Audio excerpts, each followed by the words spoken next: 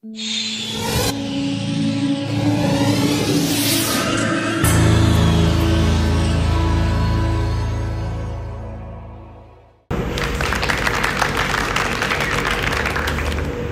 selamat pagi. Terima kasih telah hadir pada acara ini.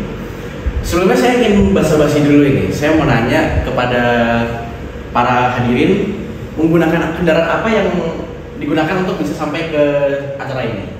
Mobil. Bapak menggunakan mobil. Memang tidak bisa dipungkiri mobil merupakan transportasi umum yang umum digunakan oleh masyarakat. Mobil itu sangat praktis, bisa untuk mengangkut banyak penumpang, memiliki 4 roda dan punya atap. Pada hari ini saya akan membahas mengenai mobil, terutama mobil listrik. Tapi sebelumnya kita kilas balik dulu sejarah dari mobil. Next. Mobil pertama diciptakan oleh Carl Benz pada tahun 1886. Mesin 4 tak 1984 cc dengan menggunakan bahan bakar bensin. Sebagian besar pada masyarakat pada waktu itu masih menggunakan kuda, sehingga belum ada yang namanya itu mobil gitu. Jadi ini merupakan penciptaan yang baru. Pada awalnya Carl Benz sangat sulit meyakini investor untuk melanjutkan risetnya tentang mobil, karena pada saat itu semua orang menggunakan kuda, kereta kuda, lalu menggunakan kuda untuk berpergian kemana-mana gitu. Jadi sehingga pada saat itu masih sulit untuk meningkatkan penjualan dari mobil gitu loh. Sehingga sukses dipasarkan dengan bantuan Martha Benz. Ceritanya adalah Martha Benz itu ingin menggunakan mobil tersebut ketika Carl Benz hendak menjual paten dari mobil ini, karena tidak ada yang mau mendukung danai dia kan. Nah, diam-diam Martha Benz dengan anaknya mengendarai mobil ini untuk pergi ke kampung halamannya. Tak disangka ternyata perjalanan Martha Benz itu jadi sarana untuk memasarkan mobil tersebut, dikarenakan mobil itu berjalan sendiri tanpa kuda. Jadi orang-orang pada saat itu kaget melihat teknologi terbaru ini, sehingga dari saat itu mobil dikembangkan dengan pesat hingga sampai pada saat ini. Selamat pagi, nama saya Marco Halusi. Saya hari ini akan menjelaskan sedikit mengenai cara meningkatkan penjualan mobil listrik ya, dimulai dari mobil biasa dulu gitu. Nah, mobil yang kita ketahui itu digunakan sebagai metode transportasi sehari-hari kita. Apa sih rumusnya mobil itu? Mobil itu menggunakan 4 roda, lalu memiliki mesin yang menggunakan bahan bakar yang secara internal gitu. Mobil digunakan itu contohnya itu untuk berpergian, mengangkut barang, dan bahkan untuk ajang balapan gitu ya, bukan balap liar. Nah, mobil ini kebanyakan ditenagai oleh bahan bakar bensin yang ditenagai dengan bahan bakar internal ICE, mengakibatkan polusi udara itu meningkat drastis oleh karena penggunaan kendaraan bermotor. Nah, mobil ini mesti diisi bensin dong agar bisa tetap jalan. Lalu dijalankan dengan bensin itu sendiri berasal dari minyak bumi yang kemudian diolah menjadi bensin. Seperti yang kita ketahui, minyak bumi itu memiliki batasan ya, nggak mungkin nggak habis itu.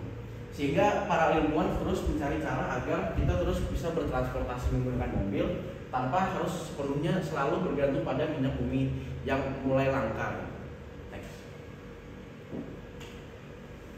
Perkenalkan mobil listrik. Mobil listrik itu pertama dirilis oleh General Motors yang bernama EV1 tahun 1969 sampai 1999. Nah, banyak produsen mobil kemudian memproduksi mobil listriknya sendiri. Contohnya itu dari Nissan, yaitu Nissan Leaf. Lalu kemudian ada mobil terkenal yang kita tahu lah ya, mobil listrik terkenal, yaitu Tesla yang dengan desainnya yang nyentrik dan kecepatan yang tinggi yang diciptakan oleh Elon Musk. Keunggulannya dari mobil listrik itu sudah tidak kaget lagi ya. Keunggulan dari mobil listrik yang pertama itu ramah lingkungan, tidak mengeluarkan emisi gas CO2 seperti mobil berbahan bakar internal. Lalu yang kedua itu irit biaya. Jelas irit biaya karena kita tidak perlu mengikuti harga minyak di pasar saat ini, karena kita menggunakan listrik untuk mengisi dayanya. Dan juga untuk biaya perawatan juga tidak serumit dan semahal mobil seperti harus ganti oli secara rutin dan sebagainya. Lalu keunggulan yang ketiga itu tidak adanya suara mesin, jadi sangat kedap sekali untuk digunakan untuk kehidupan sehari-hari gitu. Lalu yang keempat, khususnya di Indonesia, pajak itu untuk mobil listrik itu sangat murah gitu dibanding mobil berbahan bakar internal. Lalu yang kelima, khususnya untuk daerah Jakarta itu bebas ganjil genap. Dan yang keenam itu memiliki torsi yang tinggi dari mesin listrik sehingga bisa dibilang gesit lah ya untuk menjadi moda transportasi orang dalam kota. Next. Nah, tantangan mobil listrik di Indonesia itu ada banyak gitu loh. Pada saat ini rakyat itu masih belum percaya kepada mobil listrik dikarenakan mobil listrik itu mungkin masih pada awam ya orang-orang rakyat Indonesia ini, karena masih belum banyak penjualan yang dijualkan kepada masyarakat gitu, masih jarang yang beli gitu. Masih belum sepenuhnya mempercaya mobil listrik karena kita sebagai manusia sudah nyaman dengan mobil biasa gitu loh. Kan memang bagian dari manusia itu susah untuk keluar dari zona nyaman untuk mencoba hal baru gitu. Nah, tantangannya dari mobil listrik ini yang pertama itu infrastrukturnya sangat kurang di Indonesia, dikarenakan infrastruktur lengkap hanya terdapat di Jakarta, itu pun hanya terdapat di beberapa SPB saja untuk mengecas mobilnya gitu, belum tersebar ke penjuru-penjuru Indonesia lain dari Sabang sampai Merauke karena memang belum dibuat infrastrukturnya. Lalu yang kedua, spare part yang mahal. Harga dari penggerak mesin itu sangat mahal gitu loh. Mereka kan menggunakan baterai, jadi baterainya itu 50% dari harga mobil itu sendiri. Jadi begitu baterainya sudah usang atau pemakaiannya sudah lama sehingga battery health-nya turun, mau tidak mau kan kita harus mengganti baterainya, sehingga itu akan sangat menguras, orang-orang menganggapnya akan menguras dompet gitu loh karena mahal banget baterainya, 50% dari harga mobil itu sendiri. Lalu yang ketiga, dikarenakan baterainya itu memiliki daya hidup sendiri, sehingga harga jualnya itu turun drastis karena tidak ada orang yang mau menggunakan mobil listrik bekas orang lain yang baterainya sudah misalkan baterai health-nya sudah rendah gitu. Lalu yang keempat itu ketidakpastian dealer. Ada beberapa dealer yang tidak menjanjikan masyarakat konsumen bahwa mereka kan selalu ada dalam 10 tahun ke depan ya. Saya tidak akan menyebut merek tetapi ada, sehingga masyarakat tidak pasti gini. Kalau misalkan suatu saat dealernya akan cabut dari Indonesia, apa yang akan terjadi pada mobil yang mereka beli gitu.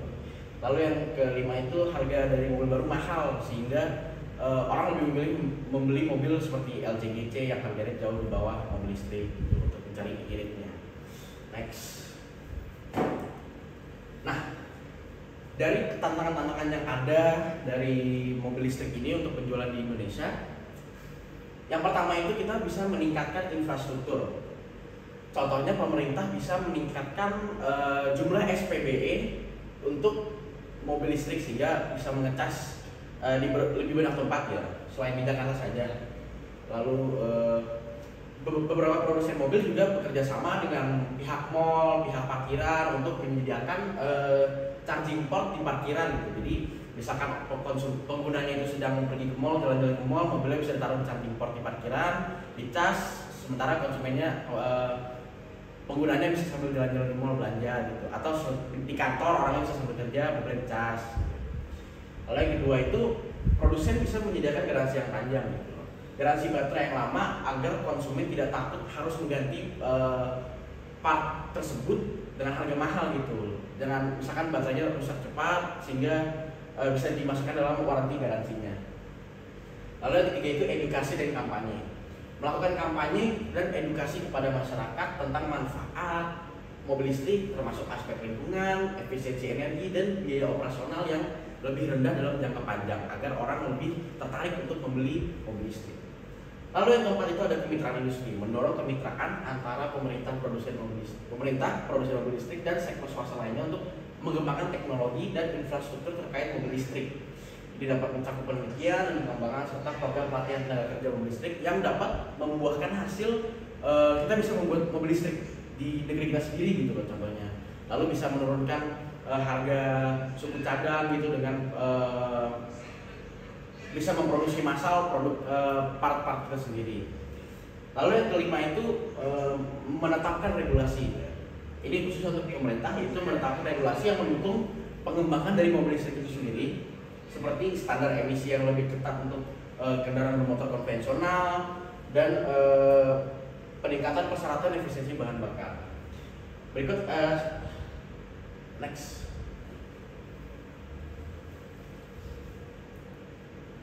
Sebagai konsumen kita tidak perlu takut akan perubahan gitu loh.